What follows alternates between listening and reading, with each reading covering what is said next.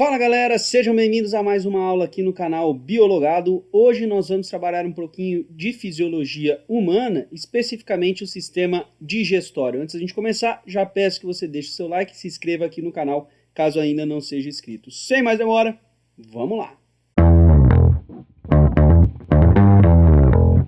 Galera, então basicamente o que nós vamos estudar está neste bonequinho aqui do nosso lado direito, tá? Perceba que tudo começa aqui na boca e termina no ânus. Mas neste meio do caminho tem bastante coisa que vai acontecer. Vamos estudar o que acontece na boca, o alimento passa também pela faringe, no processo de deglutição, passa pelo esôfago, estômago, intestino delgado, onde ele vai sofrer ação aí de substâncias liberadas pelo fígado e pelo pâncreas, tá? E depois para o intestino grosso, até que ele saia aqui no reto e no ânus. E sai do nosso corpo na forma de um belo cocô, né? Mas nós vamos ver o que acontece em cada uma dessas etapas, tá? Começar por esse slide aqui mesmo, tá? Nós vamos ver que esse alimento vai sofrer transformações ao longo de todo esse processo e por isso ele recebe nomes diferentes dependendo de cada parte do corpo que ele estiver. Tudo começa na boca, com a ação da saliva e da própria mastigação, formando então o bolo alimentar.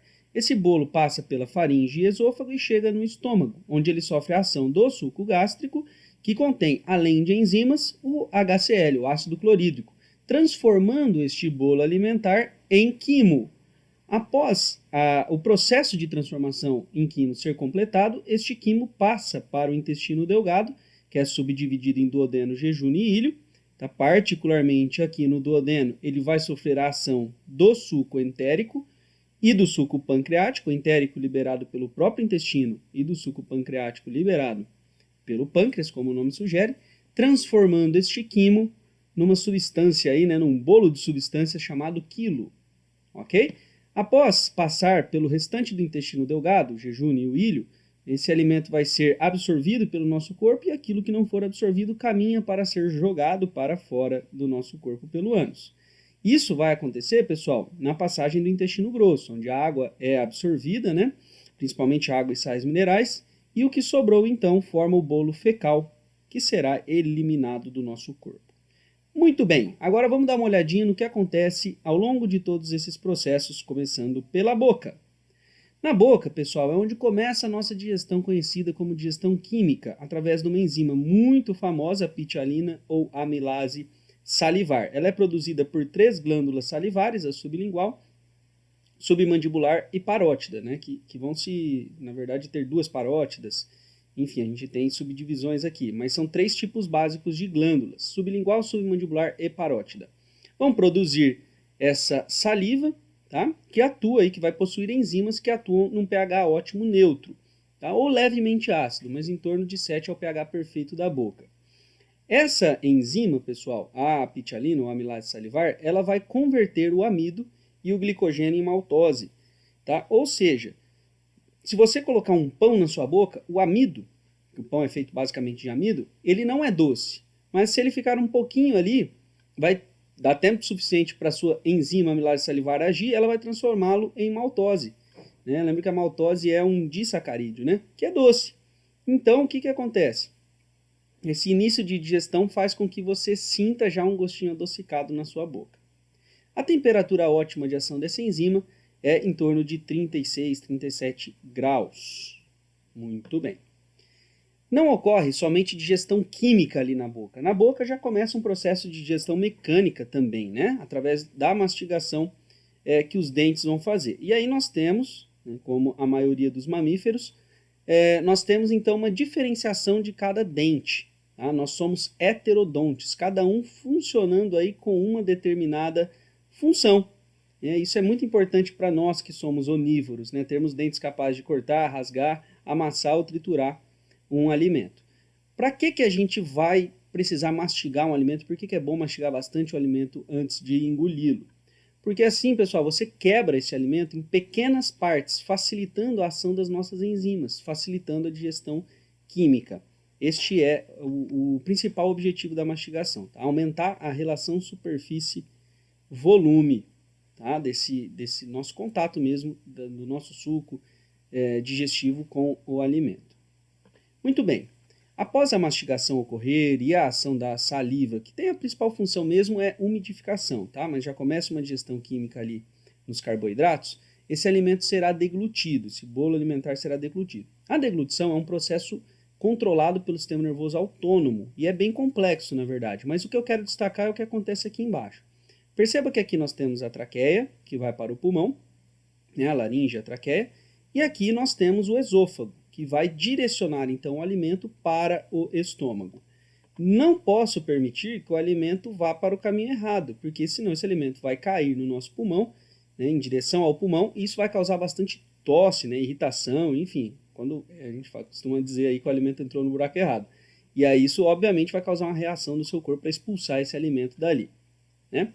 Enfim, eu quero que vocês percebam que tanto o alimento quanto o ar compartilham um canal comum que é a faringe. Então a faringe faz tanto parte do sistema respiratório como do digestório. E como que o nosso corpo faz para esse alimento não ir para a traqueia, não ir para a laringe?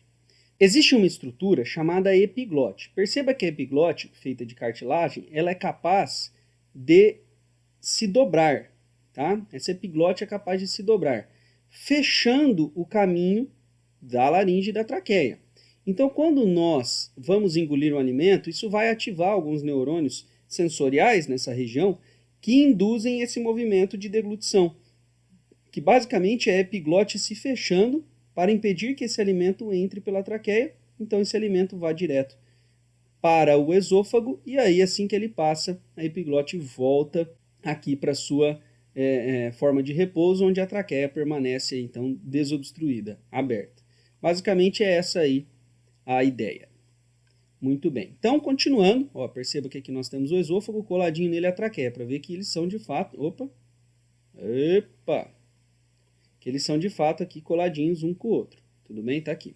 O esôfago, pessoal, ele é um órgão bem muscular, tá? Principalmente aí de músculo liso, portanto um músculo que nós não controlamos.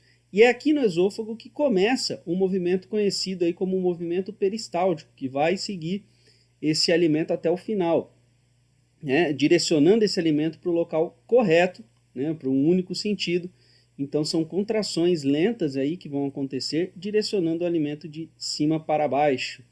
Ela é tão forte, pessoal, essa deglutição, que nós podemos aí, inclusive, comer de cabeça para baixo, que esses movimentos peristálticos fazem com que o alimento siga aí no seu rumo, né? Não desça para a boca normalmente, né? Então, que seria a ação da gravidade, ele vai subir graças à força desses movimentos peristálticos, tá? Então eles são bem fortes. Não é uma boa ideia você comer de cabeça para baixo, tudo bem? É só para você saber que ele é bem forte, mas é possível. Já fiz isso na sala de aula uma vez e me arrependi. Muito bem. O alimento, então, passando pelo esôfago, ele é só uma ligação, né? Olha os movimentos peristálticos acontecendo, né? Uma ligação entre a faringe e o estômago. O alimento chega, então, no estômago. Um órgão musculoso, bem musculoso, tá? Uma bolsa com várias camadas de músculo liso, portanto, não controlamos também, não controlamos racionalmente, né? Mas faz parte do controle autônomo aí do nosso sistema nervoso. A primeira coisa que nós temos aqui é um esfíncter. Um esfíncter é uma região de alta contração e relaxamento que consegue, né, permitir a entrada ou não, né, de substâncias. No caso, esse esfíncter cardíaco, pessoal, é ele que controla a entrada de alimento no estômago. Então, se estiver muito cheio, ele não permite mais a entrada de alimento, né?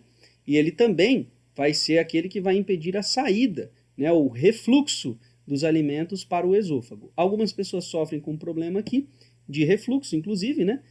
Isso faz com que o HCl suba pelo esôfago, né, e cause úlceras no esôfago aqui.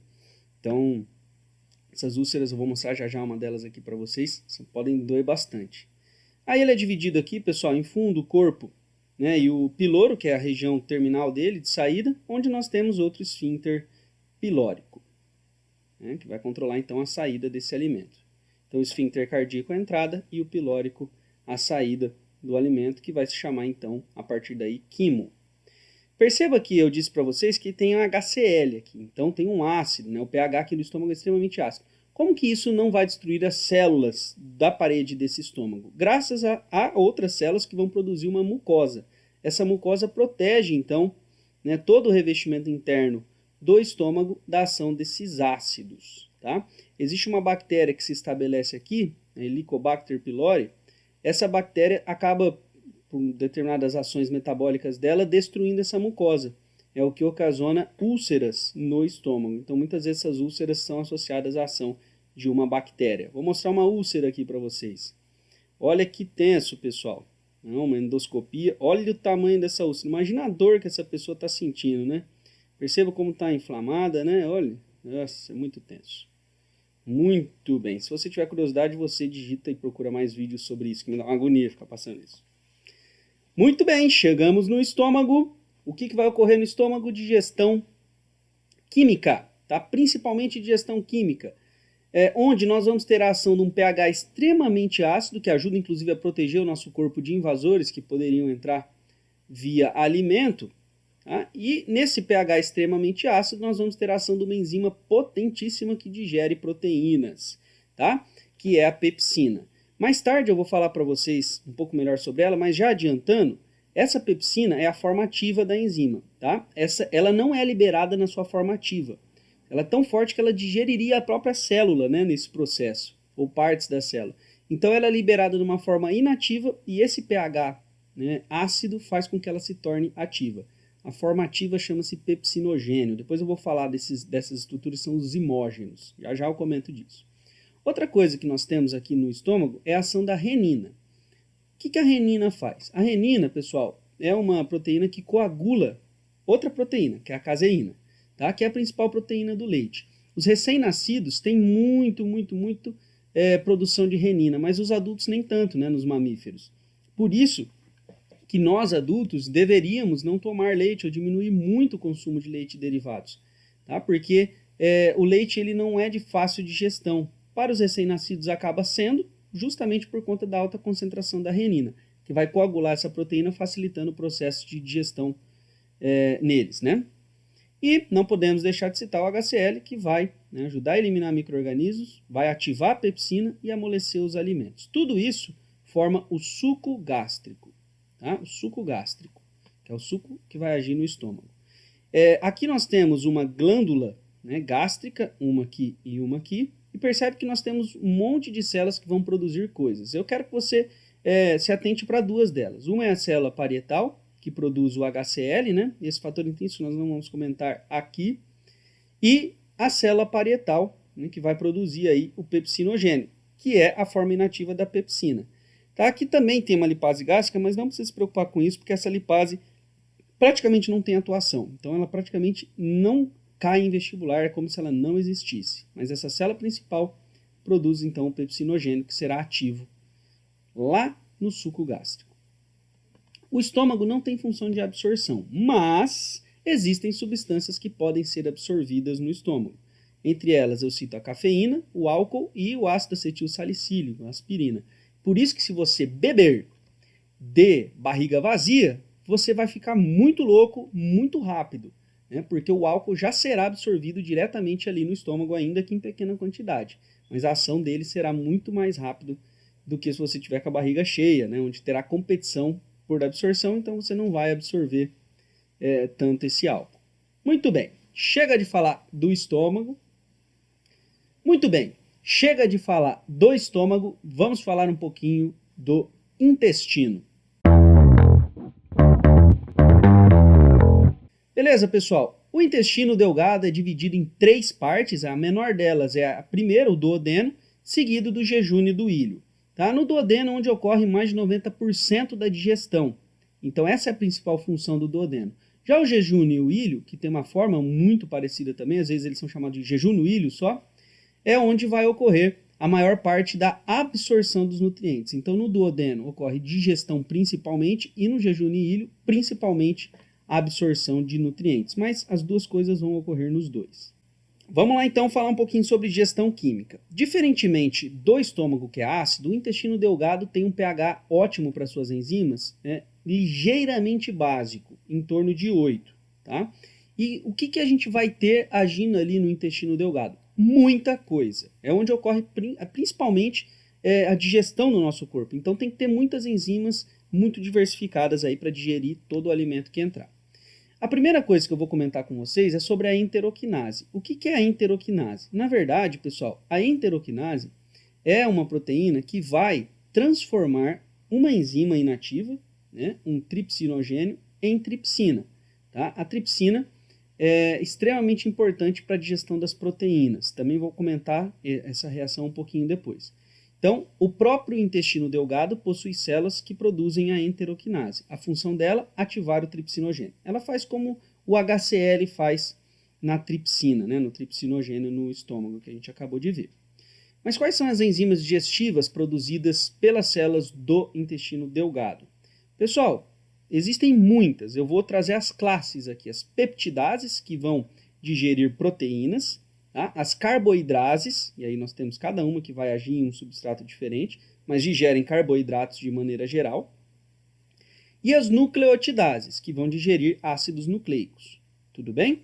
Então, basicamente, são essas as enzimas que nós vamos ter agindo no suco entérico, não no intestino. No intestino nós vamos ter muito mais, tá? Essas aqui agem no intestino? Sim, mas elas são produzidas também pelo intestino. Ó o intestino, que coisa bonita aí, hein? Por essa você não esperava, né? Mas nós temos também enzimas de um outro suco, que não é o entérico, que também vão agir no intestino. São as enzimas produzidas pelo pâncreas, né? No suco pancreático. Vamos ver o que tem nesse suco pancreático. Primeira coisa, como é que o pH é básico no intestino se ele vem ácido do estômago? Graças à produção do bicarbonato de sódio aqui no pâncreas. Ele neutraliza o pH ácido e ainda deixa um pouquinho alcalino. Tá? Então o pâncreas libera esse bicarbonato de sódio que deixa mais alcalino ali. E no suco pancreático nós vamos também vamos ter muitas e muitas enzimas, tá? Como as proteases, que vão digerir proteínas. Perceba que tem um monte de grupo aqui. Essa e essa, elas não são produzidas na forma ativa, né? Elas são produzidas na forma inativa, tripsinogênio e quimiotripsinogênio. Por quê? Porque elas também são muito potentes. Professor, mas para que precisa ter tanta enzima para digerir proteína? Cada uma dessas enzimas se liga em pontos diferentes, então digere aí de maneira diferente, tá? Mas todas atuam digerindo proteínas. Essa muito importante aqui, pessoal. Primeira vez que a gente está vendo uma enzima que digere lipídio e que funciona de fato, né? Que é a lipase pancreática, então extremamente importante. E endonucleases também, que vão digerir também os nucleotídeos, tá?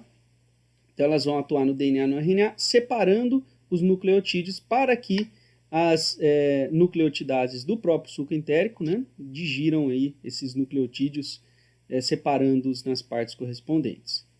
Opa, repetir aqui. Isso aqui vai ser então o suco pancreático, 2 vezes endonuclease. Repetir. Muito bem. Continuando.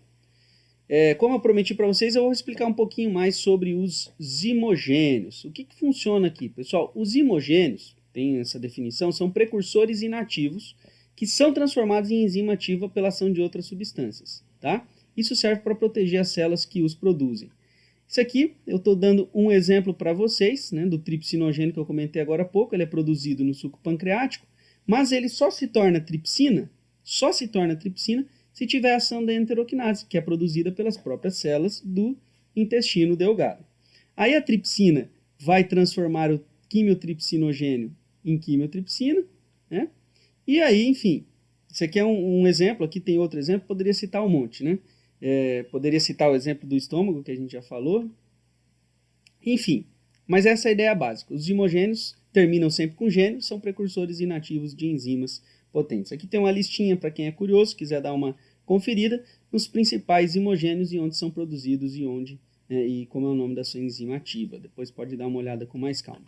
Ainda não terminei de falar sobre o intestino delgado, justamente porque falta a ação do fígado nele. Não do fígado propriamente dito, né? Mas da vesícula biliar, que fica coladinha com o fígado. Bom, como é que é a confusão que o pessoal faz aqui? Quem é que produz a bile, pessoal? É o fígado. A vesícula biliar não produz bile, ela só armazena, tá? Então o fígado produz a bile e essa bile fica armazenada na vesícula biliar. Então essa é a função da vesícula biliar, armazenar. Aí tem alguns canais aqui, o hepático, né, o colédoco, e é justamente aqui, por esse canal, que essa bile vai ser liberada quando entrar lipídios, tá? Eu quero que vocês percebam isso daqui. A bile não é enzima, ela não possui enzima. tá? A bile é composta por derivados do colesterol que tem a função de emulsionar gorduras. Então ela tem essa cor verde e ela tem a função de emulsionar gordura. O que é emulsionar uma gordura? É uma ação igual a do detergente, separar em pequenas partes para facilitar a ação das lipases pancreáticas, tá? Então, se não tiver bile, as lipases não vão conseguir, né, de maneira eficaz, digerir todas as gorduras e óleos que entrarem no nosso corpo. Então, extremamente importante aí a bile no processo de gestão de gorduras e óleos.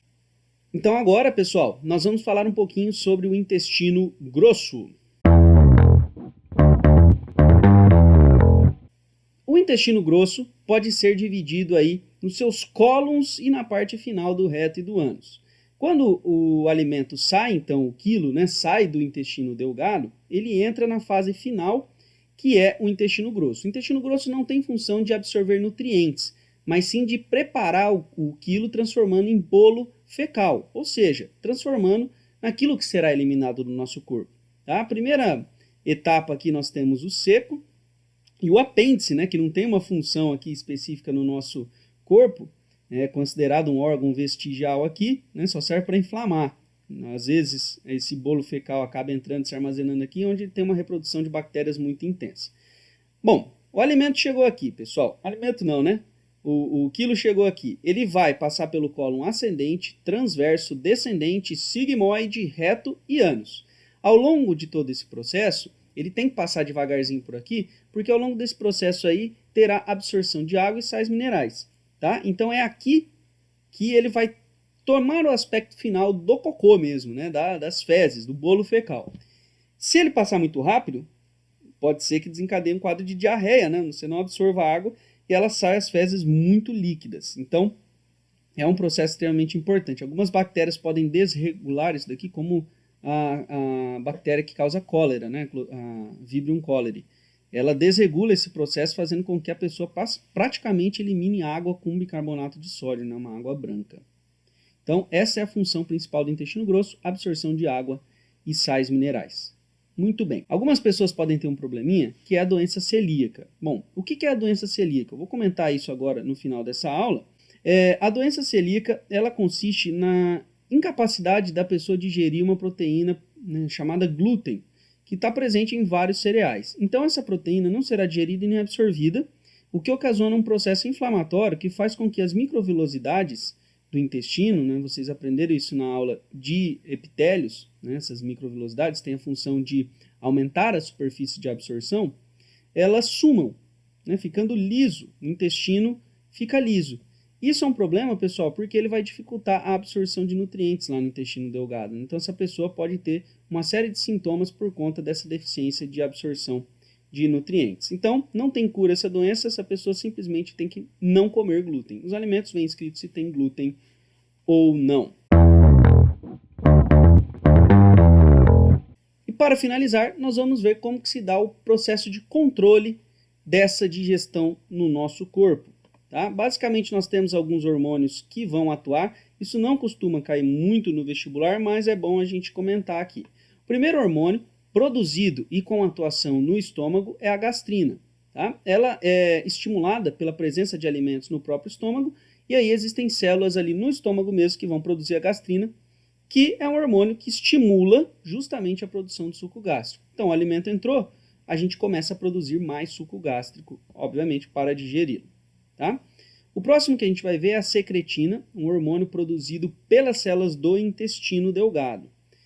O que a secretina vai fazer? Pessoal, quando o alimento, né, o que sai aqui do estômago e entra no intestino delgado, ele vem ácido. Esse ácido estimula as células a produzirem secretina. O que a secretina vai fazer? Ela vai atuar no pâncreas.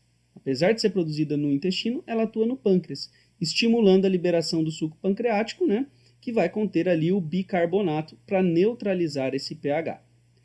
Tá? Um outro hormônio que também atua nesse processo é a colecistocinina. O que a colecistocinina vai fazer? Ela também é produzida no intestino, mas ela estimula a produção e liberação da bile. Então ela vai estimular a contração da bile, fazendo com que a bile seja liberada no intestino delgado e facilite a digestão de lipídios. Então, obviamente, o que estimula a produção da colecistocinina é justamente a presença de lipídios aqui no intestino delgado. Tá? E um outro hormônio que eu vou comentar com vocês é a enterogastona. Quando o intestino delgado está muito cheio, o que ele faz? Ele produz a enterogastona, que dá uma inibida no estômago para que ele não mande mais alimento, porque já está muito lotado. Então ele dá uma inibidinha aqui na ação estomacal. Fechou? Galera, é isso aí que eu queria falar para vocês. Se você ficou com alguma dúvida, deixa aí nos comentários, já deixa o seu like e se inscreve no canal caso ainda não seja inscrito, beleza? Até mais!